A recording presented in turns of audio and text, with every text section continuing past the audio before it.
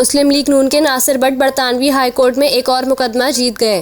London high court में नासिर भट्ट के case की बाकायदा समाअत हुई, जिस दौरान जज ने मुकदमे में शवाहिद का जायजा लिया और मुकदमे की 4 रोज़ा समाअत के बाद इसका फैसला सुनाया गया।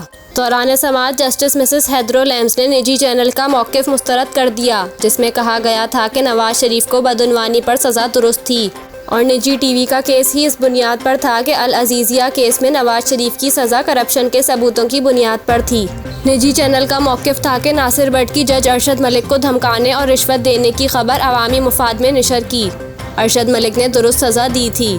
जज जस्टिस मिसेस हैदर विलियम्स ने चैनल के इस मौक़िफ़ को तस्लीम करने से इनकार कर दिया और जज ने नासिर भट्ट की इस दलील को तस्लीम किया कि नवाज शरीफ के साथ ज़्यादती हुई थी।